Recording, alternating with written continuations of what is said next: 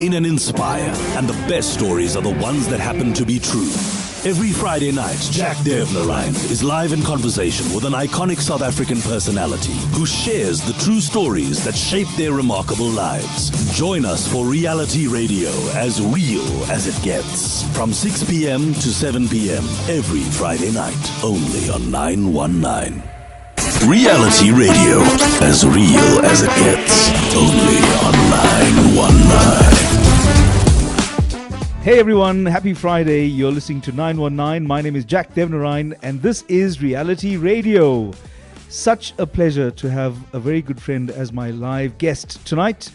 Ted Loukes is, where do we start? Author, researcher, explorer, adventurer, a man with a fascination for history and particularly ancient Egypt. This, as you know, Reality Radio is all about telling the stories of the people who have explored the wonders of the world and have come back to share their story with us. So, wonderful opportunity. Ted, thank you for being in studio with us. Well, thanks for inviting me. What a fantastic intro. I'll just keep that one. Yes, no, you should, because you don't realize what a big deal it is for somebody like myself to imagine the adventures taking place, not just in Egypt, but the place that you've chosen to embark on your adventure is ancient Egypt. To what extent does ancient Egypt still live today?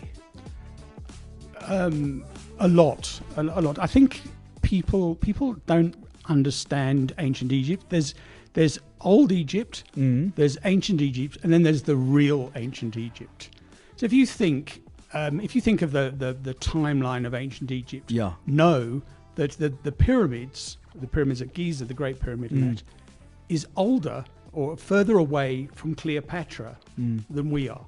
We're closer to her. Oh, come on. In time. Absolutely. So a linear timeline. Yes. Tracking from the time that the Great Pyramids were built up to modern day, up to this modern day, we've got Cleopatra sitting closer to where we are. Yes. Than she is to the pyramids being built. Yes, indeed, absolutely. And further evidence, you can go to the Valley of the Kings in Luxor, and there are open tombs there that have got Roman graffiti because the Romans went to visit them because they were antiquities then, and they've got, like Gaius Julius was here. Oh, come on. But they have. That's like a real Monty Python skit. But it's true. Romani domum eunt. That's right. That's indeed. I love that. Romans go home. But that's so this fascination of yours with ancient Egypt started where and when? A long time ago. Not as far back as Cleopatra. No, I hope not. Yeah. It really started when I think it kind of cemented itself when I was 10 years old. Yeah.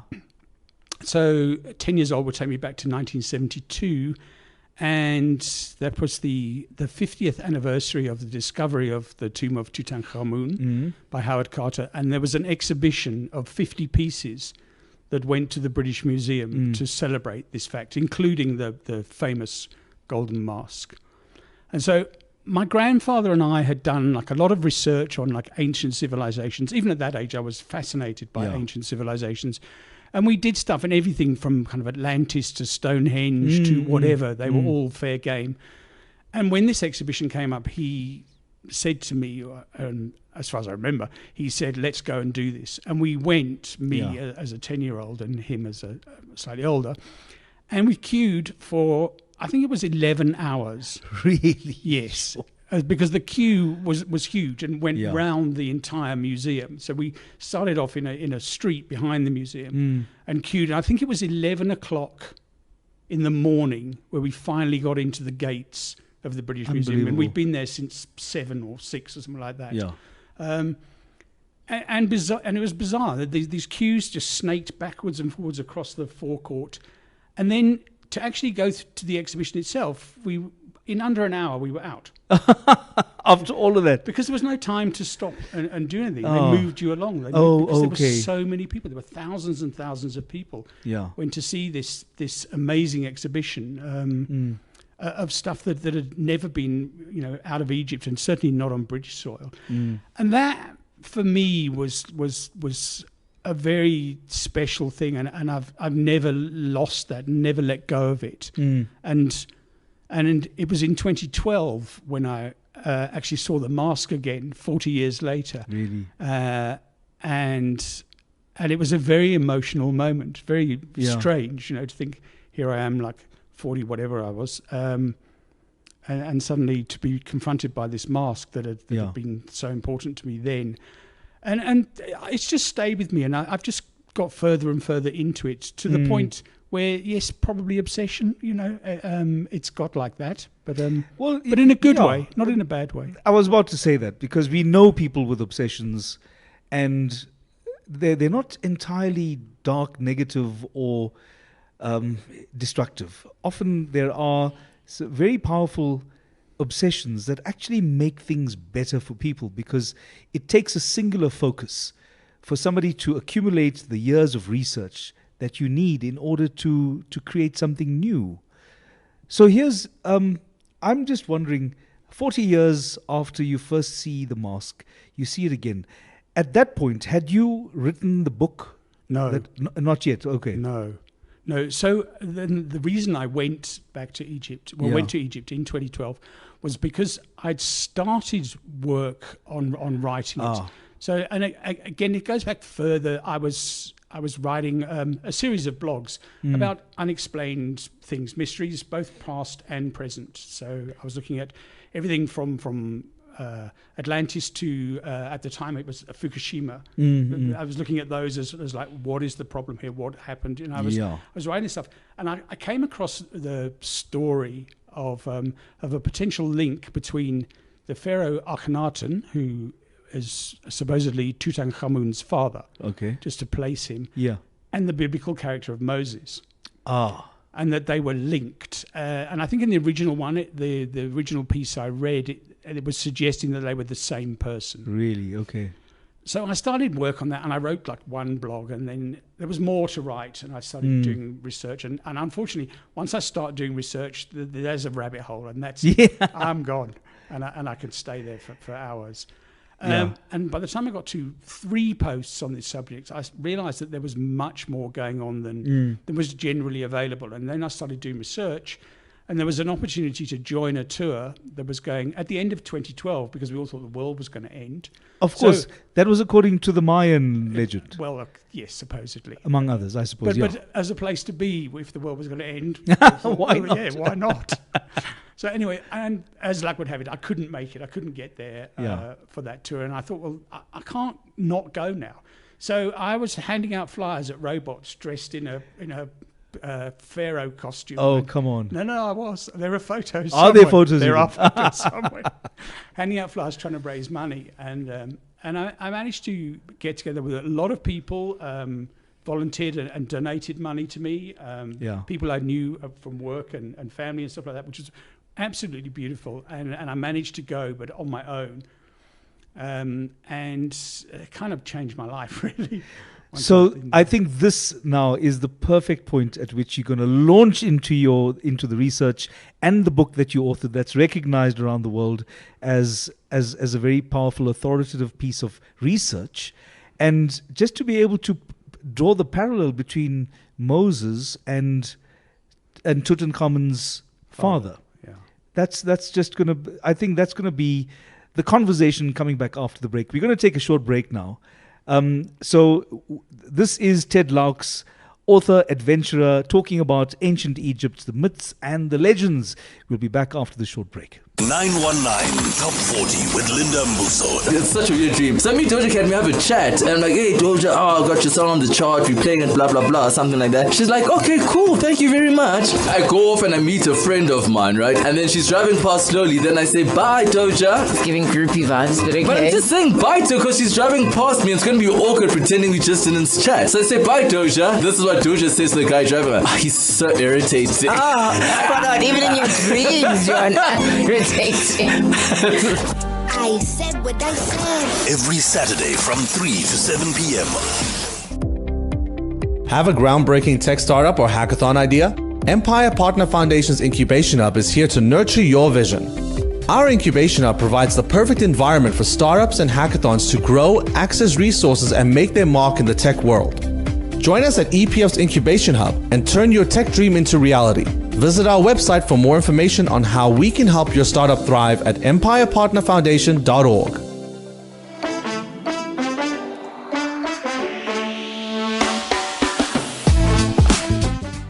It's as real as it gets on a Friday night. It's Reality Radio with me, Jack Devnarain, and in studio tonight, Ted Loukes, talking to us about his research, putting together, and this was amazing because you're saying it was an article that you had come across, linking the character of Moses, the biblical character of Moses, with an ancient Egyptian character, the father of Tutankhamun. Yes. So, do you think that... Obviously, that was the starting point for you. What you found in that article was enough to set you off down your own rabbit hole. Very much so. Very much so. I think once I was going, because there's no immediate correlation. If you go and look in the Bible, you're not going to find that information there. So it was a question of what I realized I had to do was find a common point in Egyptian history and biblical history, accepting that the Old Testament is perhaps messed up, but really a history of the establishment of a nation. Okay. Rather than let's look at it, let's take it that way as a history. And so I looked at the characters, and there's one character who stands out both in Egyptian history and in biblical times, which is that of Joseph, Joseph of the Technicolor Dreamcoat. And his positions and roles that he's given in the Bible reflect a man who existed in what's called the New Kingdom in Egypt, whose name was Yuyu. Okay, and he was the Grand Vizier and various things for the king Thutmose IV. And there are all these similarities. So he was found in his tomb with the same necklace that is referenced in the Bible. There's a reference to him being the God's father, and that happens in the Bible and also in Egyptian texts. There was in fact, he was a commander of the chariotry, okay, which also set it quite definitely because horses and chariots were only introduced into Egypt at a certain period. Right. So anything prior to that, it couldn't have been there. He couldn't have existed. He couldn't have existed then. So those kind of pointers. So we gradually began to paint a picture of these two characters who are very, very similar in what they have. And even the burial of Yuyu, when he was discovered about 10, 15 years before Tutankhamun. Okay, also in the Valley of the Kings, but he wasn't a king, so it was accorded a very, very high position in society and in the royal court. And when you look at him, when you look at his mummy, and you say, but this is not like the other Egyptians. And he's, instead of lying there in that Osirid position that we all know so well, he was lying there with his hands like this, like in supplication. His name is unusual because it's all vowels. And the Egyptian hieroglyph at the time, the hieroglyphic writing, there are no vowels used in it. So his name is spelled differently. Like people who did the burial stuff and the burial goods didn't know how to spell his name. He's altogether a quite enigmatic character. And he seemed to fit this Joseph character. And then we drag those two timelines so they're together. And we start looking down, and we eventually come to the point where the potential Moses is a prince of Egypt, you know. And so what happened after Thutmose IV? There was Amenhotep III. Amenhotep III had, first of all, he had a boy who was called Thutmose, okay, who is believed to have died, but all that happens is he disappears from the record. Okay. He doesn't. There's no way that says this is him dead. This is his tomb. This is where he's buried. He just disappears, which is a fairly standard thing where people are kind of dismissed. And his brother was Amenhotep IV, who was to become Akhenaten, the heretic who changed everything to a monotheistic structure and caused huge chaos in Egypt. So I started looking at the Thutmose character and started looking at the legends of Moses. So moving away from the Bible, but other stories that suddenly started to correlate with what was going on in Egypt. So there's a legend that Moses didn't disappear after he rose up and slew the Egyptian because the building sites of the Pharaoh. He disappeared, according to the Bible, and disappeared to Midian. But I found legends that talked about him going south to Cush and becoming the king of Cush and ruling that part of the Egypt. All important stuff, and I was going, but where is this character then? Where is he in Egyptian history? And then I found out, purely by chance, that there'd been a mistranslation or a mistranslation of the hieroglyphs for the viceroy of Cush under Akhenaten, who was called Thutmose. And suddenly you start to go, well, that's very close, isn't it? Yeah. So what Moses has done is he's dropped the kind of God prefix. Yes. Because Tut is Toth, Jehuti, it's a God thing. Okay. Like Ramesses is Ra, Messes, so it means born of Ra, or Amenhotep, Amun is satisfied. It's a God thing, so he drops that. And it was banished from the court and disappears down south and looking after Cush. And all these things just came into place and just correlated time and time again. And I carried it on, and we looked then to what happened with Moses and the Exodus, because the Exodus is a whole area of biblical history that seemingly doesn't appear in Egyptian history. Okay. But what does appear in Egyptian history, if you know where to look, are the references to the plagues. Oh, yes, of course. Because that's a big part of what people commonly use as reference points in various religious texts. Now, you're not a religious man, are you? Not in that sense, no. Okay, yeah, because I mean, for the years that we've known each other, I don't think you've come across as a religious man, shaped by doctrine or anything like that. But certainly, you would have a fascination and an interest in those disasters, those natural disasters as described by the Bible, and so many others. Yeah, absolutely. And the plagues, particularly, what intrigued me was how they are natural disasters. And I think the one that everyone has fallen over on is the last one, which is the advent of Passover, which is where we are now. Right. Yeah. In time, and that is the killing of the firstborn child of the Egyptian population. But I believe that, again, a lot of it comes down to words that are used, words that are written. I see. Okay. And we're dealing in ancient Hebrew, in ancient Egyptian, we're dealing in languages that are written without vowels. But a vowel sound makes a huge difference to a word. So I believe that where the Bible says the firstborn, what it actually meant was the chosen. Okay? So, and by chosen, I'm talking about the elite of society, as opposed to the firstborn of every home. Of every home, absolutely. And then if you look at the way Egyptian life was structured, where the majority of buildings, and certainly in the Delta area, were all mud brick, and they stand earthquakes.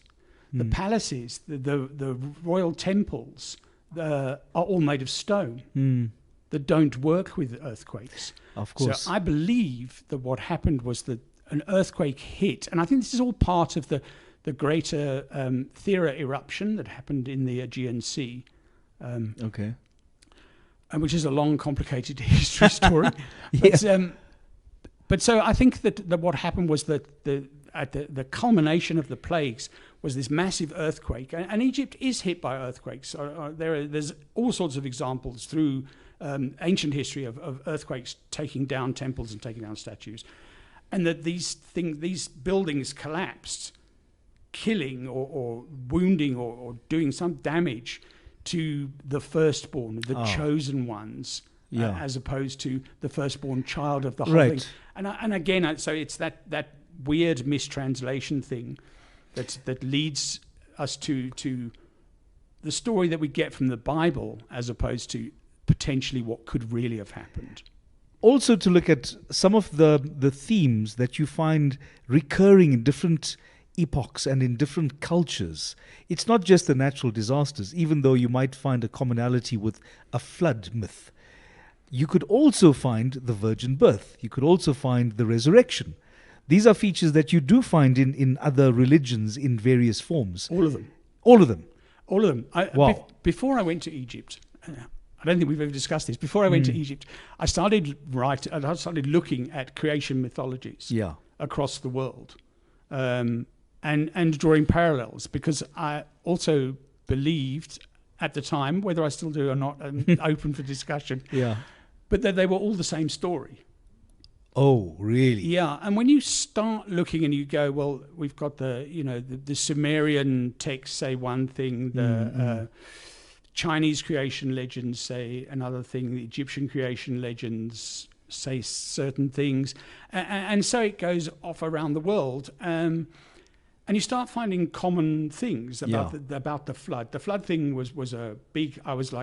I was busy wading through the Icelandic sagas. Yes. Trying to get my head around Odin and that whole section, and then I found that there was a flood. When it was one of the giants survived the flood, and it was like, well, here's a repetition of what we had before, over and over again. Yeah, absolutely. And even like in later times, so like in Central America and like the Mayan, also the land starts, there's nothing, there's just water, and then the land comes out of the water, and we start with those small beings.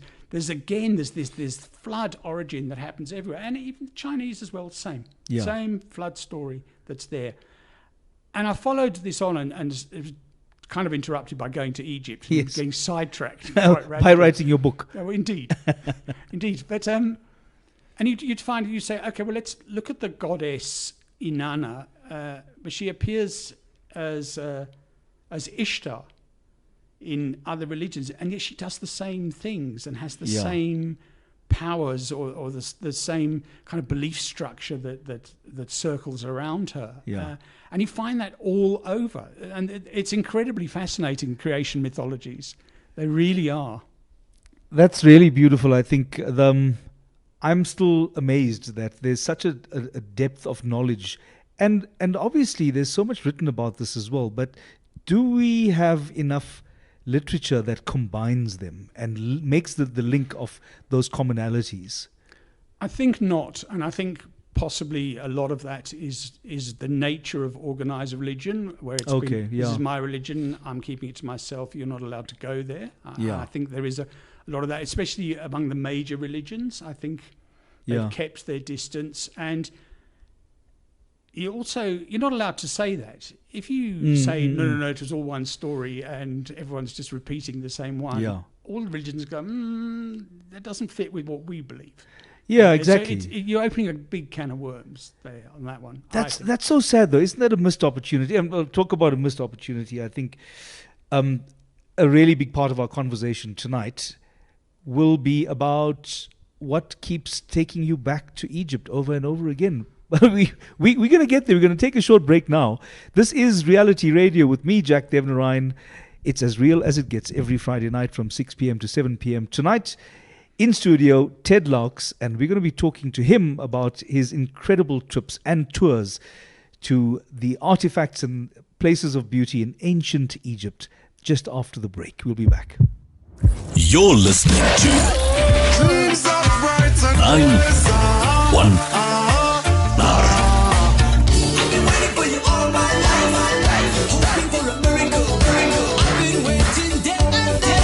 919. You're listening to 919. 919 has signed a code of conduct that is enforced by the Broadcasting Complaints Commission of South Africa.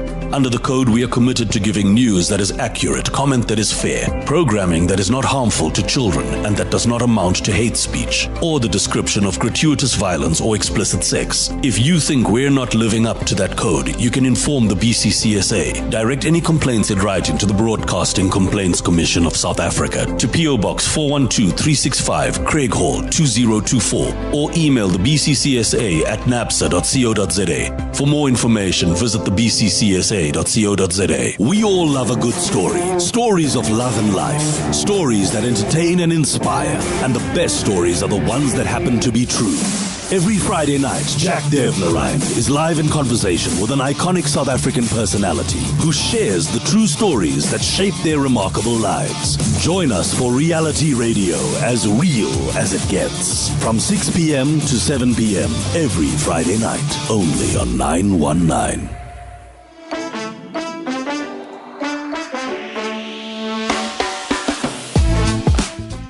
It's Friday night, it's reality radio, it's 919, and it's me, Jack Devnarain. Tonight, live in studio, Ted Loukes, my special guest, talking about his incredible research on ancient Egypt, the myths, the magic, the legends. Ted, how often do you return to those beautiful places that you describe in your travels? And I know you're quite active on social media, particularly when it comes to describing the tours that you take. And what's special about those places in particular? Are they off the beaten track? Are they the tourist traps, or are they something completely new and different? I think what I try and specialize in is the ancient aspect of ancient Egypt. So many of the tours that are there are kind of aimed at the bucket list market, and it's like, well, we'll spend 10 minutes at the pyramids and tick that off, and then we'll put you on a boat and we'll drag you around to various Ptolemaic temples. But they do, and they say these are ancient. You go, not really, they're Greek, you know.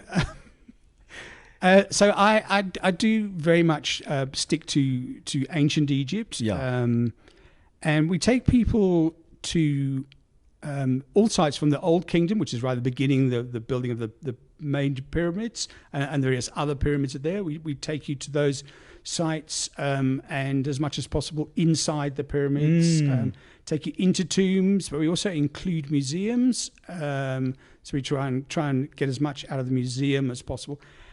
And then we move south to the New Kingdom area, which is Luxor, which was ancient Thebes.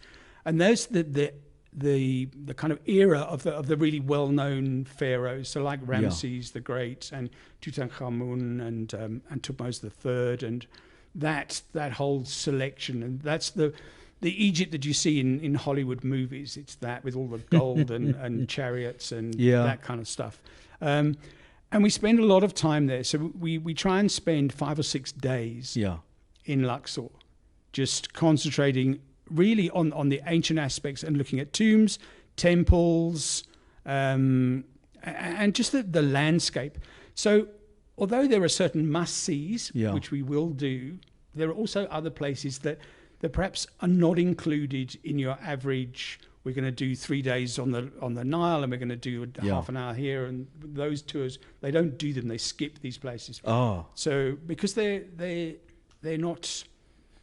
not the Hollywood names, you know, they're not the so people say, "Oh, we're going to take you to the Valley of the Kings." All well and good. We're going to take you to Deir el-Medina, which was the workman's village, the guys who built the tombs, who did all of the painting and the cutting and stuff. Take you to that village. You know, as well as Valley of the Kings, of course. And suddenly it's a whole different aspect. And then because we're small and independent, we can pick and choose how long we take to be there. We don't rush through stuff. If you want to see something and it's there, then we'll go and see that. And if you want to spend 10 minutes here, that's great. If you want to spend 2 hours there, that's also great. We can make those kind of plans. And over the period of time that we've been going, we've built up quite a nice relationship with various local Egyptians, especially in Luxor, who we can rely on to do things. You know, we just have that. So we can phone and say, well, okay, please bring your vehicle and come and fetch these people and take them to such and such. Okay. And I know it will happen. And I know that they'll get to wherever they're going. And the person who's running the restaurant or wherever they're going to will look after them. Because there's a lot of trust in you, obviously, as an operator, right? I think so. And I think, yes, that's been cemented over time. So I use the same people all the time. There's a loyalty there. And there's a sense of that I owe them as well. I owe these people. They've looked after me in all the times that I've been going to Egypt. And that's what keeps me going back. I think it's that we're not doing a kind of bucket list tour, quick stop thing, that we're doing a proper in-depth thing where we can talk about the history, the reasoning behind stuff, why stuff was done. So I have a little bit of understanding of hieroglyphs in terms of being able to certainly read like royal names and gods' names and so, and I'd be able to say to people, this is King whoever in front of Amun offering libation or whatever. Absolutely. Are all Egyptian tour operators trained in a similar way to be able to read and interpret? No. Okay. So I operate as a tour leader. Okay. So I'm allowed to do that. And where we need guides, I will organize guides and get them. So there are certain places where, strictly speaking, according to the law, you should, if you have a guide, it must be an Egyptian guide who's certified and licensed and the whole thing. And we use those where we need them. So in Cairo, we use them, and there's certain places in Luxor. Other places, we're going to individual tombs and stuff like that, and it's just not necessary. And also, the guides are not allowed in the tombs. Oh. They're not allowed to. And a lot of this was when the tourism industry was really rocking in Egypt. Yeah. Having a guide with your people would add more time that people were in the tombs. And they wanted to cut that down, so they banned the guides from going in. Yeah. So if you go somewhere, and I'll go to the Valley of the Kings because I'll come back to that. You go to the Valley of the Kings, your guide will stand outside and he will tell you a little bit, and then you go in and you go, this is fabulous. Do I know what I'm looking at? No. Not in the slightest. Haven't a clue. Yeah. And so I'm able to offer a bit more than that, to be able to push that a little bit, to go in people and say, well, look at this. This is famous.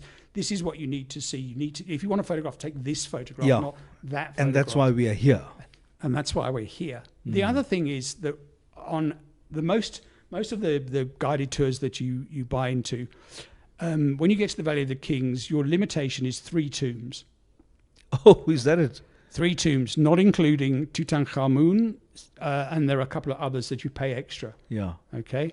So we offer all of the tombs that are open. So, which is usually around about 12, 13, including the ones that you pay extra. All of those tombs. Yeah. You can do all of them. We'll spend the entire day. That's a huge concession to you. That's what we try and do because it's important. Yeah. That's part of it. It's about ancient Egypt. If you want to go and sit in a perfume factory and go and look at Greek temples, well, do that. But I'm trying to aim at a niche market as opposed to just our bucket list. Tell me, are tombs still being discovered today? Yes. Like, how long can this keep going on? Surely the places have a particular focus of interest with academics and researchers who are looking and using new technology to try to find different sarcophagi in different areas. How long are we going to keep finding mummified remains, do you think? I think it was Zahi Hawass, the kind of well-known television Egyptologist, who said we've only discovered something like 30% or something like that. And there are new discoveries all the time. Yeah. I mean, seriously, all the time. There was one, I think, just last week. Mm-hmm. So there are areas. So Saqqara is an area just south of Cairo, okay, where most of it's just covered in sand, okay, and they keep finding stuff. They keep finding new stuff because it was the burial place, the cemetery for the whole of Memphis, the ancient capital, before Cairo and stuff. And so there are just tombs of nobility. They keep finding them. Really, a week ago there was a new find of something like it's 4,300 years old or something like that. They found it was some court official Yeah. in one of the early kings, might have even been predated the dating of the Great Pyramid. It was I that. realize now, asking you that question, what a ridiculous question it was, because there's so much yet to be discovered. And it's not just about members of the royal family. There are all kinds of dignitaries and all kinds of areas of historical interest.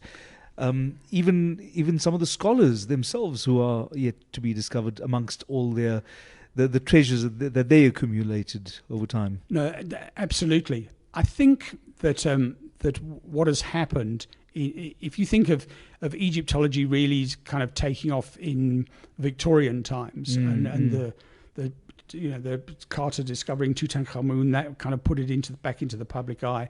A lot of those guys were really looking for treasure. They were looking for gold. They were looking for big finds. Right. Those were the important things.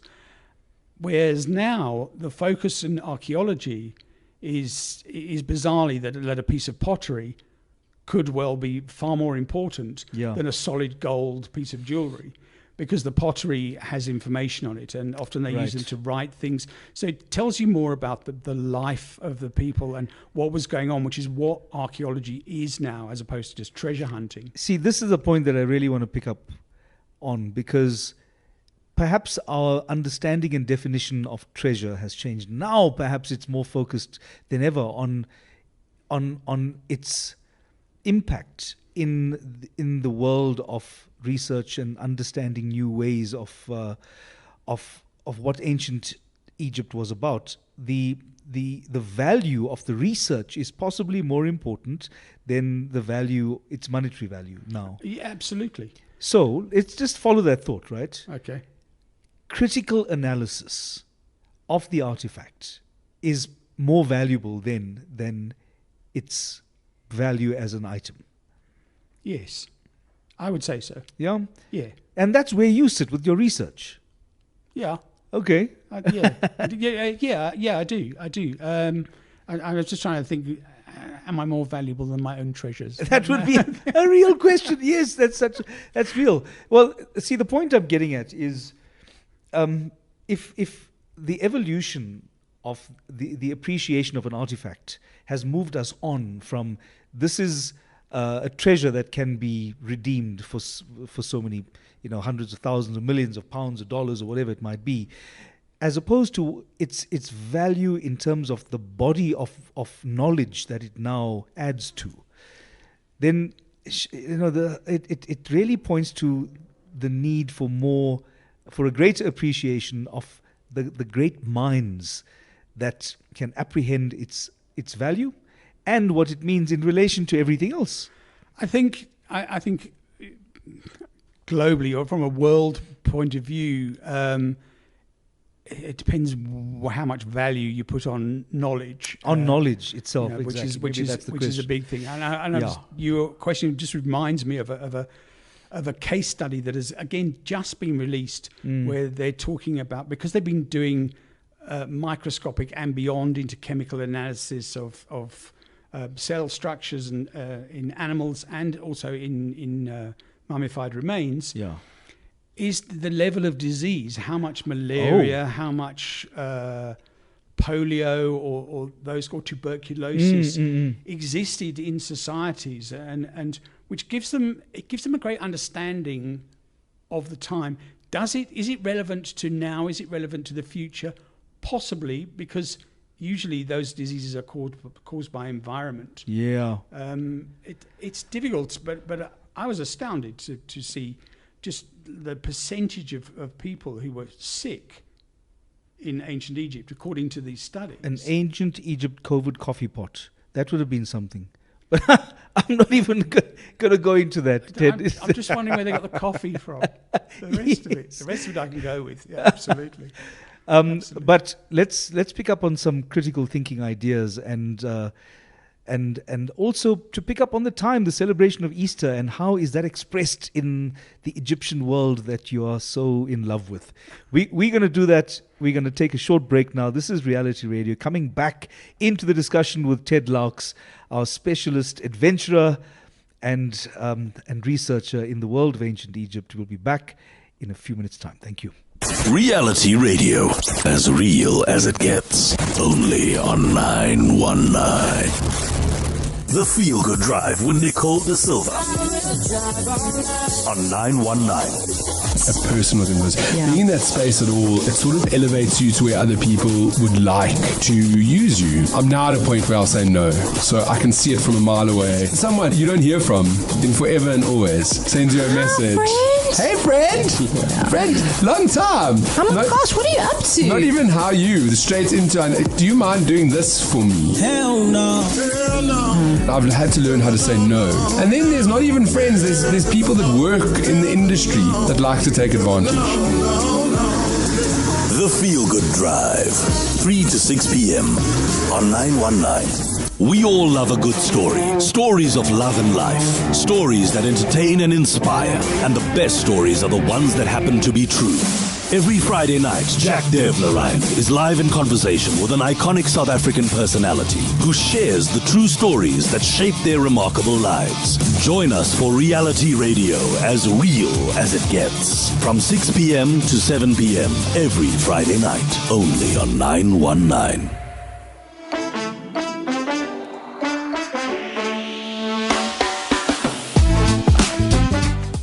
It's Reality Radio with me, Jack Devnarain, on 919. It's as real as it gets on a Friday night. And we're going to talk some critical thinking now with our guest, Ted Loukes. Ted, we are talking about the value of artifacts. And that value doesn't so much lie in what it can be traded for, but what it means in the growing body of knowledge accumulated over time by experts who look at the significance of these pieces.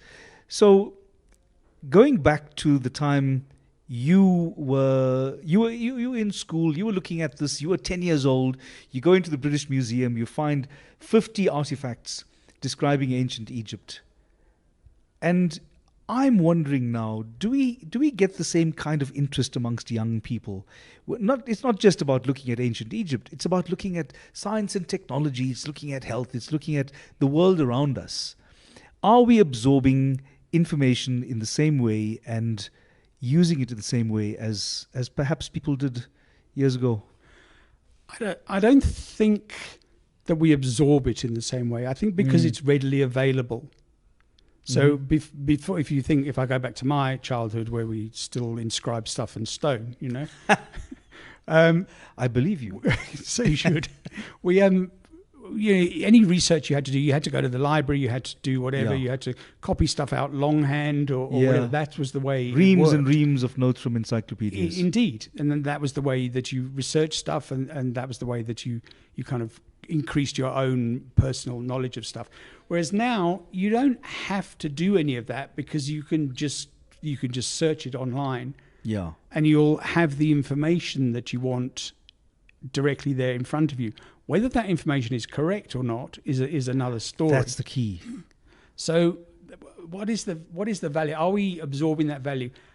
I used, when I was writing my book, and it took me about 3 years to write. So I used an incredible amount of online resources. Okay, good. Yeah. And online texts, because stuff was available. Yeah. I could go and say, instead of having to go, and I remember one time I had to go to the library at UNISA in Pretoria, because they were the only place in the Southern Hemisphere that had a copy of a particular book that I wanted to look at, and it was only in French. But I wanted to see it, and I went through and trekked through there and found it, and then I wasn't allowed to photocopy it, you know. And it was, anyway, right. whereas now, or more recently, many of those texts are readily available. You just need to know where to look, you know, and you can find a PDF copy of a particular book. And it's a lot quicker to do that kind of research than having to trek off to the library.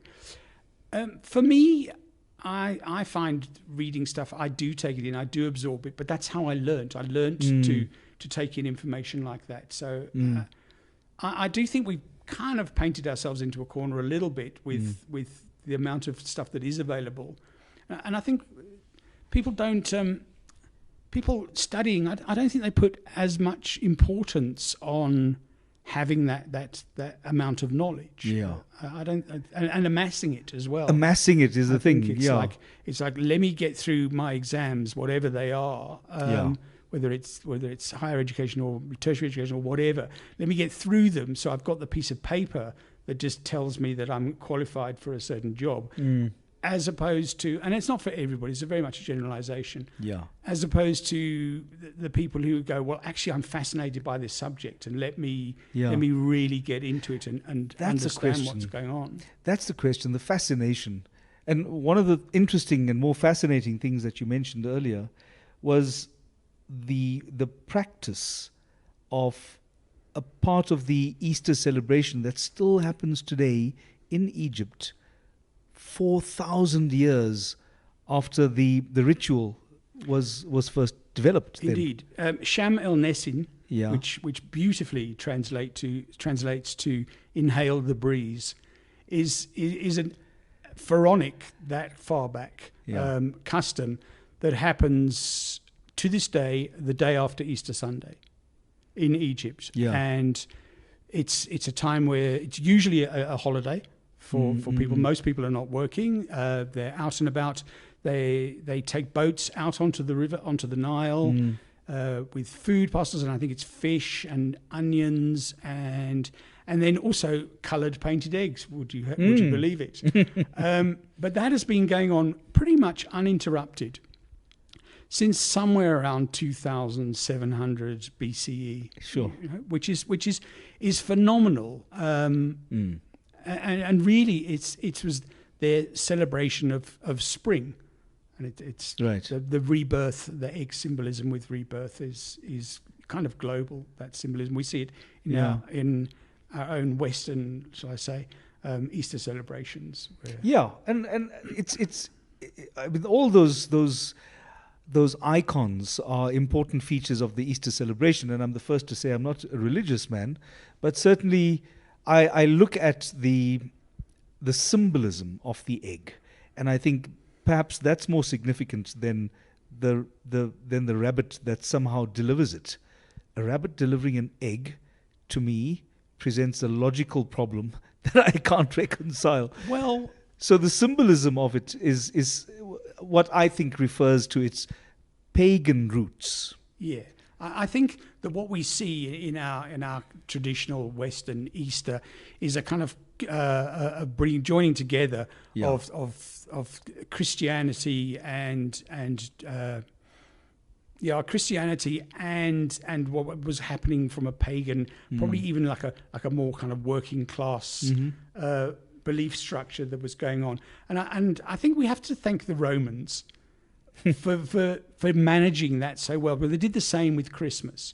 So instead of going and stamping out what was, they amalgamated everything together. Yeah. And because the Romans pushed Christianity, once they converted to Christianity, the Romans pushed it quite hard. And so I think we do get that. The hare thing, the rabbit thing, the hare was very much a spring symbol. So again, and again goes back to, I'm not sure the origin. I think there's a lot of Scandinavian origins of the original Easter goddess was very much a goddess of spring and rebirth, and there was something to do with she could either turn into a hare or she was accompanied by hares or whatever, along with eggs. And so all of that symbology, I think, is very, very pagan. I think, for want of a better word. I'm not sure if I really like the word pagan anymore.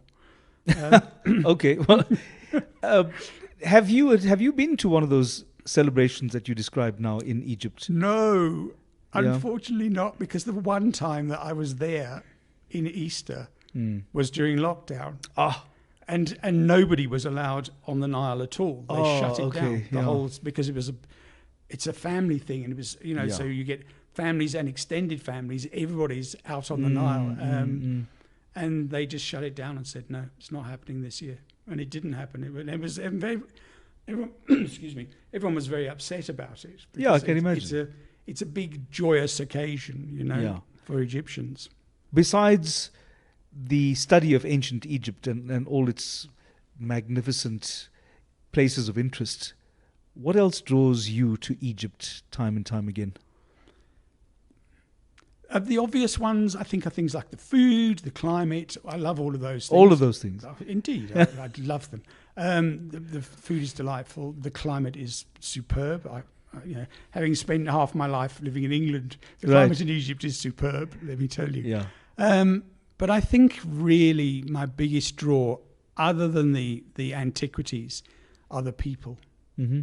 The people of Egypt are, and again, this is a generalization, but the ones that I have met and come across and interacted with are the kindest, most helpful, delightful people you would ever wish to come across. Mm-hmm. They really are genuinely good people, and that's how they like to portray themselves. They're helpful, they're useful. And I think that perhaps they're somewhat tarnished by tourists who fall into that trap of saying, well, I'm a tourist and I expect everything to be just how it is when I'm at home. Right. And this is not okay. Why can't I get McDonald's here? Right, yeah. And I think there's a lot of that. But I have nothing but praise for them as people. And they're a big draw card to my personally wanting to go back. So I go back because I enjoy taking people. I enjoy showing them this stuff. I think fundamentally the sharing of knowledge is more important and perhaps more enjoyable to me than the acquiring it. That's incredible. I've acquired a lot of knowledge. I say that without wishing to sound arrogant in any way, but I have a lot of knowledge. Whether any of it's useful or not is a different story, another conversation. But to be able to share that with people, to be able to take them to such and such a site and say, look, this is whatever this is, and to watch their faces as they get it, and they suddenly, you just see them just like change. There's a whole change in their demeanor and everything, because it's something that's so out of their comfort zone and out of their zone of reference, and to be able to give that to people is fantastic, and it's so rewarding. It really is rewarding. I see so much of that, Ted, in the sense that we can all be trapped in our little media realities where it's almost an echo chamber of the kind of content that we like, that helps us to construct the reality of the world that we live in, that doesn't survive challenges from outside, whether it's an historical challenge or a challenge in our perspective on lives and truths and people. And we don't like to be challenged generally. No, we don't. So you have those people coming into a place like this, and suddenly they're faced with an historic reality that tells them that this is how people lived, perceived the world around them. And in many senses, that reality still persists. It's still alive. It's a living history.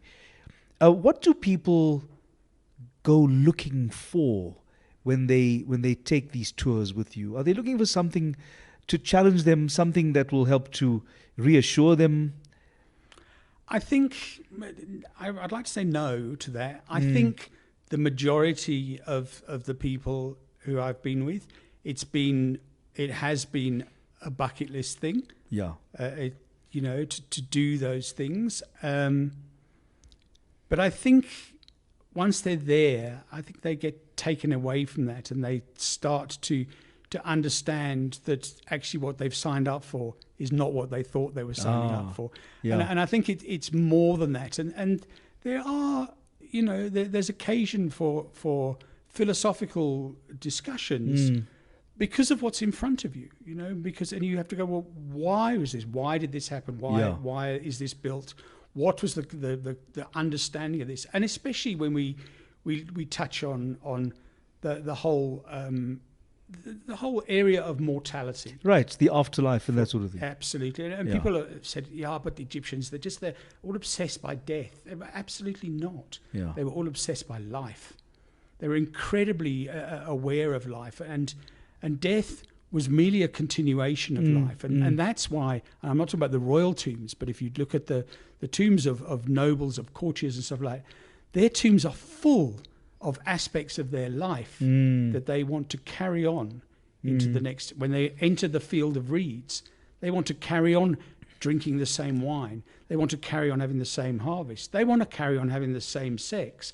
Yeah. It's all there in their tombs. I can think of nothing more validating than saying, I lived such an incredible life that I want to live it in the same way, perhaps in another space and time altogether. It's a wonderful thought, and I really appreciate that you have taken the time to share so many of your thoughts with us, sharing all your research and your ideas and your reflections. And certainly, I hope that there'll be so many more people joining your tours to Egypt, learning about ancient Egypt, and the myths and the legends that you've learned so well. So thank you for joining us, Ted. No, thanks for asking me, Jack. It's an honor to be here, and thank you very much. I really appreciate it. That's wonderful. This is Reality Radio, and it's 919. It's a Friday night. Join us again next Friday from 6 p.m. to 7 p.m. for more Reality Radio. It's as real as it gets on a Friday night.